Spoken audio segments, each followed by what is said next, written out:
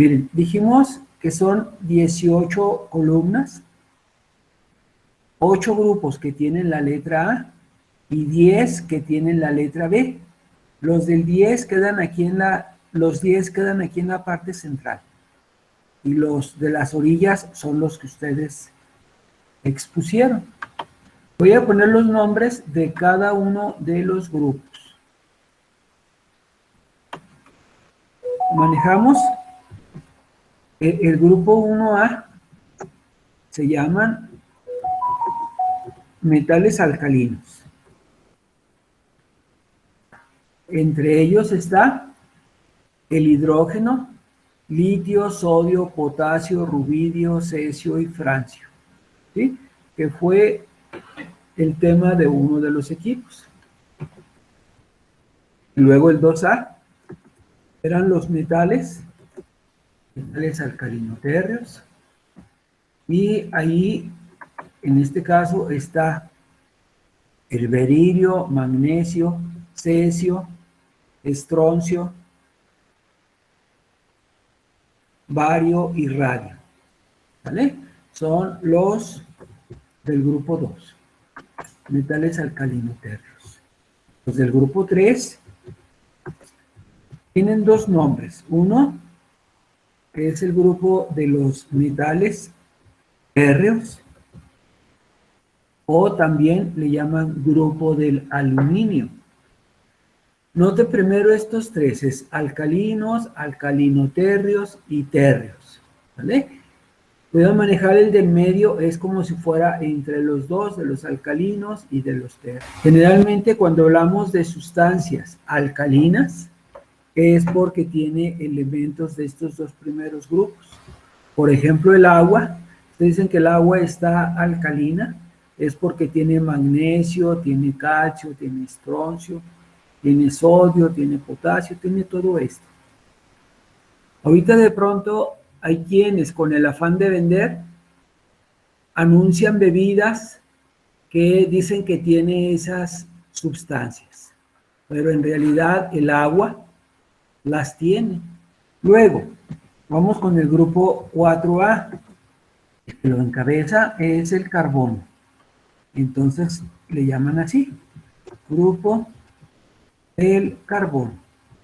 ¿Por qué? Porque es el más importante del grupo. El grupo 5, también el más importante es el que está acá mero arriba, el nitrógeno, y se llama grupo del nitrógeno. El 6, el que lo encabeza, entonces se va a llamar grupo del oxígeno. El 7 es los halógenos, entonces se llaman grupo de los halógenos. La palabra halógeno, que significa formadores de sal, ¿sí? Cuando veamos las fórmulas de la sal, de las sales, van a salir flúor, cloro, bromo, yodo, los que están aquí en los halógenos. El grupo 8A se llaman gases nobles, aunque en realidad tienen varios nombres, ¿eh? Gases nobles, también le llaman gases inertes. Inertes quiere decir que no reaccionan. Bueno, estos grupos ustedes los expusieron, lo hicieron muy bien y tenemos una noción de cada uno de ellos. Pero vamos a verlos ahora en conjunto. Vamos a checar algunos aspectos. Uno de ellos que es la configuración electrónica.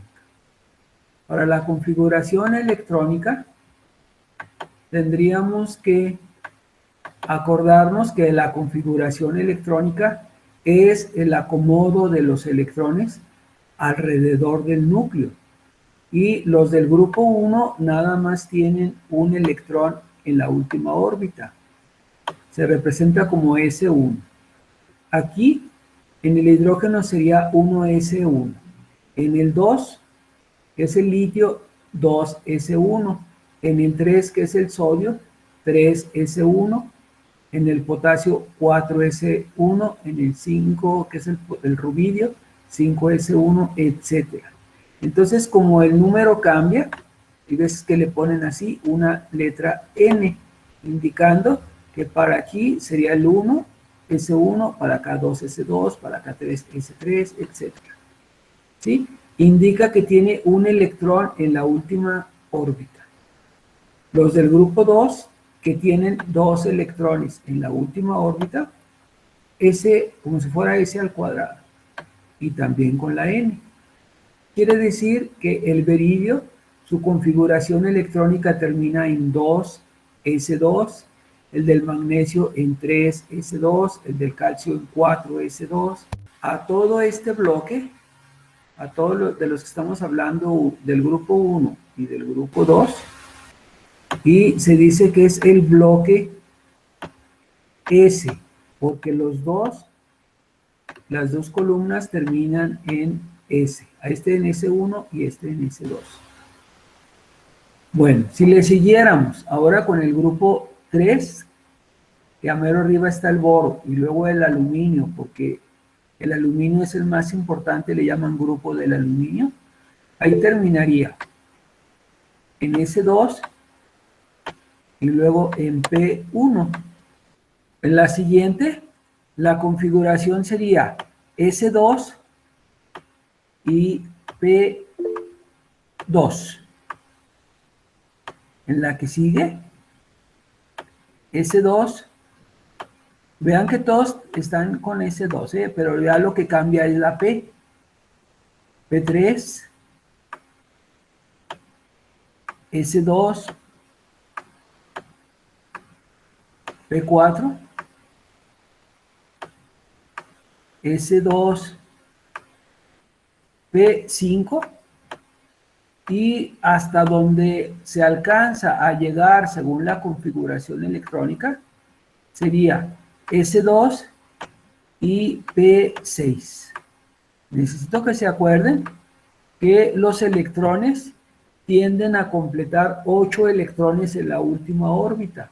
Los únicos que completan los 8 electrones son los gases nobles, por eso se les llama así gases nobles, o también de pronto le llaman gases inertes. Inerte significa que ya no reaccionan. Bueno, todos estos que terminan, estos de aquí que terminan en la P, 1, 2, 3 hasta el 6, te dice que es el bloque P. Necesito que los vayan identificando. El bloque P, todos terminan en el orbital P. Y luego aquí en los del medio, terminan en el orbital D, y los de mero abajo, que son las tierras raras, es el bloque F. Algunas personas que no vieron el video de los orbitales o no se acuerdan ni papa, quizás esto se les haga así como bien extraño, que no me están entendiendo nada. Pero si ya vieron el video, tienen más bases para irme entendiendo. Entonces, en la tabla periódica hay 4 bloques. Uno que se llama orbital S, es el grupo 1A y el 2A. El grupo P, que serían los grupos del 3 al 8. Los grupos B, que serían el bloque D. Y las tierras raras, el bloque F. ¿Vale? Esto es respecto a la configuración electrónica. Yo necesito que se acuerden, cuando hablemos de configuración electrónica, que estemos hablando de el acomodo de los electrones alrededor del núcleo. El número de oxidación te dice que son cargas aparentes que tienen los átomos. Y vamos a hacer uso ahorita de ellos. Miren, los del grupo 1, Iván Mendeleev los acomodó a todos estos en la primera columna porque tienen un electrón en la última órbita. Y así, usando matemáticas, utilizó el +1. Ese +1 indicaría que tienen un electrón en la última órbita. Y viendo esa lógica, los del grupo 2 tendrían 2 electrones en la última órbita. ¿Vale? Los del grupo 3 tendrían 3, etcétera. ¿Sí? ¿Hasta cuándo? Hasta llegar al extremo derecho, que nos daría 8, indicando que tiene los 8 electrones que necesitan, y que les mencionaba que todos los átomos quieren completar 8 electrones en la última órbita. Eso se llama regla del octeto. Octeto, fíjense que es como por el 8, ¿sí? Si yo les pregunto, ¿qué es la regla del octeto? Dice, todos los átomos tienden a completar 8 electrones en su última órbita, ¿vale? O hay otra que es parecida, dice, todos los átomos tienden a adquirir la configuración electrónica del gas noble más próximo. ¿Qué quiere decir?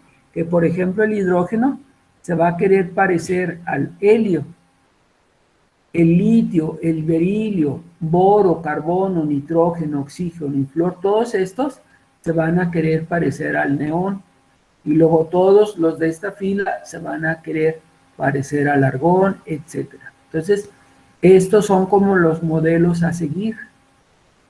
Bueno, el grupo número 8, aparte de que se llama grupo de los gases nobles o gases inertes, hay veces que lo manejan así, como el grupo 0. Ese 0 indicaría que no necesita ya electrones, ¿vale? Ahora vamos a ver otro enfoque, los electrones que necesita para completar 8. Este, como ya tiene 8, no necesita nada. Este que tiene 7 electrones, le faltaría 1 para completar sus 8. Y eso de que le falta 1, lo vamos a expresar así, menos 1. Este que tiene 6, ¿cuántos le faltan para completar sus 8, muchachos? Contésteme alguien, por favor. Menos 2, profe. Menos 2, muy bien. Al de 5 le faltarían 3. Pues, el signo de menos es como le faltan, ¿eh? Al de 4 le faltan otros 4. Al que tiene 3 electrones le faltarían 5, etcétera, ¿sí? Hasta llegar de vuelta al extremo izquierdo. Tenemos ese par de números y esos numeritos les vamos a llamar números de oxidación. La definición de números de oxidación es que son cargas aparentes que tienen los átomos. Pero fíjense la palabra, ¿eh? Eso de aparente es que nada más aparentan tener carga, pero en realidad los átomos son neutros, porque el número de protones y el número de electrones, que son unas cargas positivas y otras cargas negativas, son iguales. Entonces los átomos en realidad son neutros. Y esto del número de oxidación, el que le pongamos más 1 y menos 7, más 2 y menos 6, etcétera, se dice que son cargas aparentes. ¿Por qué aparentes? Porque en realidad no son cargas, nos están indicando cuántos electrones tienen en la última órbita, ¿sí? Por ejemplo, dijimos, a este tiene 7 electrones en la última órbita, el caso de los halógenos, y les falta 1. Eso es lo que quiere decir. ¿Cuántos tiene en la última órbita? ¿Cuántos le falta para completar los 8? Número de oxidación, ¿vale? Y les voy a poner aquí otros letreritos, ¿eh? Uno de ellos, que ya lo habían especificado, dijimos que a las columnas se les llama grupos o también se les llama familias. Y se les llama así porque los elementos químicos son muy parecidos. Todos los del grupo 1A se parecen, todos los del 2A se parecen entre sí. Y le voy a poner una flechita nada más a uno para indicar cuáles son las familias, que ya ustedes le habían explicado, las columnas. Grábense que estos que tengo aquí marcados, más del 1A y 2A, más los del 3 al 8A, todos estos son los de la letra A. Y grábense que se ponen con números romanos. De pronto en las exposiciones hubo quien le ponía con números arábigos. Aquí sí vienen con números arábigos, fíjense, del 1 al 18, pero ya para diferenciarlos, estos son los que llevan números romanos, como los escribí aquí. Los de las columnas de en medio, que se llaman columnas B, y son los metales. Algunos son metales pesados, como el plomo, el hierro, todos estos metales que vienen aquí. También vienen otros que se llaman metales preciosos, como la plata, el oro, el platino, etcétera, ¿sí? Elementos que son muy valiosos por sus características físicas y químicas. Y las de acá mero abajo, que es el bloque F, también otro nombre que se le da es el de tierras raras. Voy a aprovechar para ponerles el nombre y que se los aprendan. Si alguien les dice las tierras raras, que luego su mente o sus ojos se fueran a los elementos químicos que están abajo. ¿Alguien se acuerda cómo se llaman cada uno de los renglones aquí en la tabla periódica? Que me diga. ¿Cómo se llaman los renglones? Periodos, profe. Muy bien, ¿sí? Los renglones se llaman periodos, ¿sí? Gracias por la respuesta y más que estuvo bien, ¿sí? Se llaman periodos. Fíjense, si alguien me preguntara, ¿qué significa eso de un periodo? Yo les respondería que significa hasta qué órbita tienen electrones los átomos. Por ejemplo, los del grupo 1 nada más tienen electrones en la primera órbita. Los de este periodo 2 tienen electrones hasta la segunda órbita. Los del tercer periodo tienen electrones hasta la tercera órbita, etcétera, ¿sí? Entonces estos indican hasta qué órbita tienen electrones y los grupos cuántos, ¿sí? Estos tienen 1, estos tienen 2, estos tienen 3, etcétera, ¿sí? Entonces es importante irnos grabando la información que está implícita allí en la tabla periódica, ¿sí? Hay algunas, como esta que tengo aquí, que está muy completa. Fíjense que aquí vienen numerados con números arábigos los 18 grupos y luego vienen las que llevan la letra A. Incluso acá al último, en vez de 8A, le pusieron grupo 0. Viene la configuración electrónica también como encabezado. Acabo de subir un material que dice reglas para asignar los números de oxidación, ¿sí? Unas de ellas, por ejemplo, la primera dice, los metales alcalinos, que es la primera columna, generalmente tienen número de oxidación más 1, ¿sí? Que vendría siendo esto. Los del grupo 2 tienen número de oxidación más 2, los del grupo 3, número de oxidación más 3. Ese par de números, cualquiera es opción, pero son más comunes, voy a poner en color rojo, son más comunes los valores que están, los valores más pequeños, ¿sí? En el caso del más 1, más 2, más 3 y más 4, pues los seleccionamos los 4. Pero miren, ya si yo les preguntara, si un átomo tiene 5 electrones en la última órbita, ¿qué será más probable? ¿Que los 5 que tiene se los quiten o que ya nada más consiga 3? Y es más probable de que ya nada más consiga 3 por el número, ¿sí? Si tienen 6, también va a ser más probable de que ya nada más consiga 2. Y si tiene 7, ya nada más consiga 1. Para el otro no aplica porque ya tiene los que necesita. El único que queda ahí parejo es el del carbono. Tiene la mitad. Entonces hay veces que va a ceder los 4 que tiene y hay veces que va a aceptar otros, ¿vale?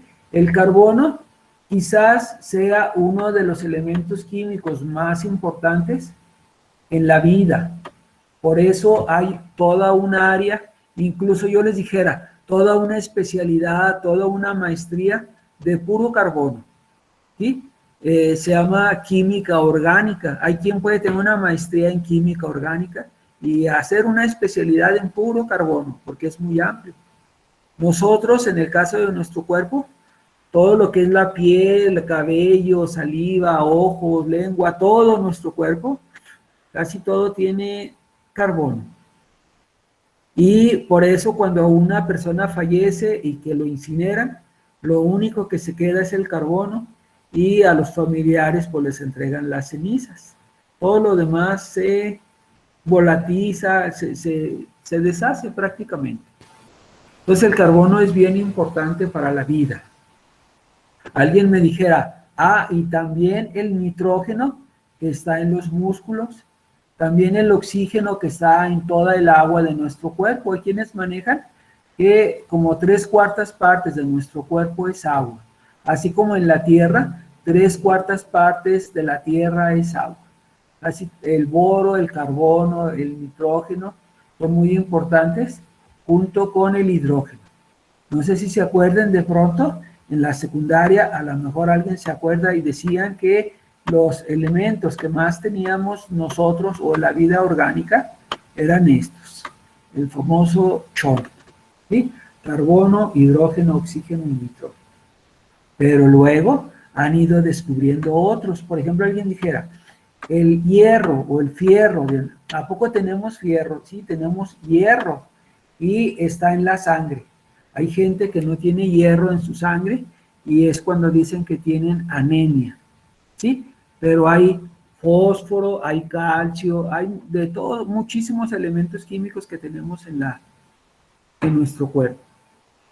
Bueno, voy a hablar de otra propiedad, una que se llama electronegatividad. Si alguien ya hizo la tarea y se le grabó, le voy a pedir que me diga, por favor, ¿qué es la electronegatividad? Por favor, chavos. ¿Qué es la electronegatividad? La fuerza que ejerce un átomo respecto de otro para tratar de quitarle los electrones, profe. Muy bien. Dime, por favor, tu nombre, ¿sí? No, bueno, ya vi que interviniste varias veces. ¿Cómo te llamas tú? Gerardo. Gerardo. Mira, muy bien, Gerardo. Es algo parecido a como en el sistema planetario, los cuerpos más grandes atraen a los más pequeños, como el Sol mantiene a la Tierra y a los otros planetas dentro de sus órbitas, las está atrayendo y eso impide que se vayan de alguna manera, ¿vale? Y así como la Tierra también mantiene girando alrededor a la Luna, entonces es como una especie de fuerza de atracción.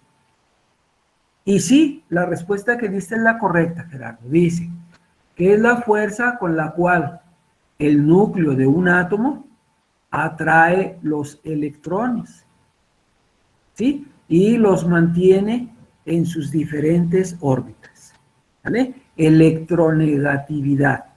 Bueno, el más electronegativo de todos los elementos químicos es este, se llama flúor, ¿sí? El flúor es el más fuerte de todos los elementos químicos que hay. Entonces el flúor también no se lo ponen a las pastas dentales y nos ayuda a que se mantengan duros los dientes, ¿sale? Nada más que esa fuerza, esa electronegatividad va disminuyendo conforme se desciende en la tabla periódica. El más fuerte es el flúor y luego sería el cloro. El cloro, ustedes saben también que es un compuesto químico muy fuerte, a tal grado que si alguien, por ejemplo, pone un recipiente de aluminio y le echa cloro, al día siguiente, quizás no luego, pero al día siguiente van a verlo y el recipiente de aluminio les quedaría como una coladera. El cloro se lo echan, por ejemplo, a las albercas o al agua que quieren potabilizar Y ahí lo que hace es que mata las bacterias. Y el agua clorada pues, sirve para que no tenga bacterias. Gente que se mete a una alberca con la garantía de que no hay bacterias. Allí un detallito que hay es que de pronto pues, los ojos se les hacen muy rojos, sobre todo cuando tiene mucho cloro, ¿vale? Entonces, miren, el más electronegativo es el flúor, luego el cloro, y luego el bromo y el yodo, va disminuyendo hacia abajo. Y también disminuye hacia la izquierda. De los más electronegativos, también vean que aquí está el oxígeno. El oxígeno es tan fuerte que le puede quitar o le puede robar sus electrones a los metales, que parece raro, ¿sí? Dicen, ¿qué es más fuerte, el oxígeno o el metal? Yo les diría el oxígeno. ¿Por qué? Porque lo va a oxidar, o en otras palabras, le va a robar sus electrones. Por eso, todas las estructuras metálicas tienen que estar protegidas, ya sea con plástico o con pintura, para que el oxígeno no los corroa y no los destruya. ¿Sí? Hay algunas estructuras metálicas que de pronto no les dan mantenimiento y el oxígeno los empieza a corroer y su resistencia disminuye a tal grado que puede llegar un viento fuerte y los tumba. ¿Sí? O un puente ya muy viejo, muy corroído, pues luego se puede caer con un pequeño terremoto o una sobrecarga. Entonces, la electronegatividad disminuye hacia abajo y hacia la izquierda. Hay varios que vieron, que les dejé de tarea: número de oxidación, electronegatividad, configuración electrónica y otros. Por ejemplo, uno que se llama tamaño atómico. Yo, profe. ¿Qué será el Es la medida del radio de un átomo. Es la mitad de la distancia entre dos núcleos de átomos iguales. El átomo mayor de radio atómico es el cesio y el de mayor radio atómico es el helio. Bueno, miren, la definición que él me da es en base a la distancia que hay entre los dos núcleos de un compuesto químico. ¿Sí? Puedo manejar que están los dos átomos y luego se fijan en los dos núcleos y cuál es la distancia que existe. Sería como ahí como si fuera un tanto el radio atómico, a veces le llaman radio atómico o tamaño atómico, y lo sacan en base a lo que mencionaba su compañero, ver la distancia entre los núcleos, y ahí se verían el tamaño de los compuestos, ¿sí? Pero también hay átomos muy pequeñitos. Yo les dijera que el más pequeñito de todos es el hidrógeno. Voy a poner aquí una marquita. El hidrógeno es el elemento químico que más abunda en el universo. Hidrógeno hay muchísimo, donde quiera. Si hicieran un viaje galáctico, un viaje interespacial, interestelar, lo que más hay es hidrógeno.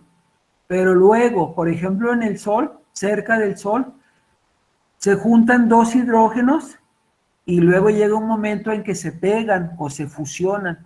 Y cuando se fusionan, debido a las condiciones que existen allá por el Sol, forman el helio.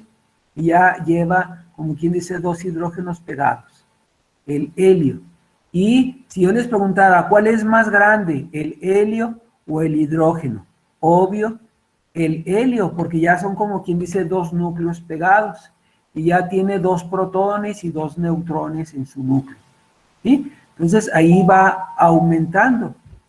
Y uno de los más pesados elementos químicos son, por ejemplo, los elementos radioactivos, que a veces tienen tantos protones y tantos neutrones en su núcleo que los electrones que están en la orilla ya no los retienen bien y de pronto se empiezan a deshacer o a desintegrar.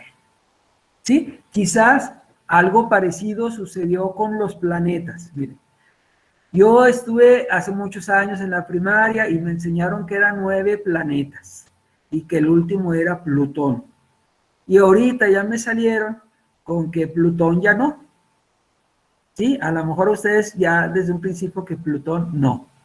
Y quizás, bueno, esta es como una posible explicación, una teoría. La Vía Láctea, que es donde está el Sol y todos los planetas, si habláramos de Plutón, que era el último planeta que tenía girando alrededor, quizás la fuerza de gravedad ya no era tan grande que se le fue. Sí, a lo mejor ya por eso no lo tiene. O cambió la definición de planeta. A lo mejor alguien diría, es que era un planeta muy chiquito y ya no lo consideran planeta. Total, de que ahorita ya me salieron con el cuento de que son 8 planetas nada más, y antes eran 9. ¿Sí? En el caso de los átomos, de pronto sucede eso, que tienen muchos electrones y los de la orilla de pronto se les van. ¿Vale? Y son inestables y son los que dicen que están emitiendo radiación. En otras palabras, se están deshaciendo, se están desintegrando. Entonces ahí entra eso del tamaño atómico. Hay otro que se llama potencial de ionización. ¿Tienen la definición que me la dijeran? Potencial de ionización. A ver, alguien que vea en sus apuntes, a ver si lo tienen. Es la propiedad periódica que indica la cantidad de energía. Bueno, el potencial de ionización como que está relacionado con la energía que tienen los átomos. ¿Sí? Hay átomos más energéticos que otros. Si yo les dijera que unos que casi no son energéticos o casi no tienen actividad, pudieron manejar los gases nobles. Y hay otros que son extremadamente activos. ¿Sí? Uno de ellos, ya les había mencionado hace ratito, el cloro y el oxígeno. Son de los que más. ¿Sí? Aguas con esos átomos, aguas con las sustancias que forman. Entonces ahí el potencial de ionización, potencial es como qué tanto tiene y es una cierta energía que de alguna manera va a permitir luego que se formen compuestos, unos que se llaman iones, ¿sí? Que son átomos o moléculas con carga. ¿Vale? Entonces, todo esto de la tabla periódica me interesa que se lo aprendan. Si se graban de memoria los números de oxidación de los átomos, vamos a poder escribir las fórmulas de forma correcta. ¿Sí? Hay veces que va a haber fórmulas que no llevan lógica y que están mal escritas. La lógica nosotros la vamos a descubrir gracias a los números de oxidación. Primero, escribirlas correctamente y luego ya cuando tengamos reacciones químicas y las queramos balancear, también necesitamos los números de oxidación. Hay incluso un método que se llama de óxido-reducción y se apoya en los números de oxidación. Entonces, hay que grabárnoslos, chavos.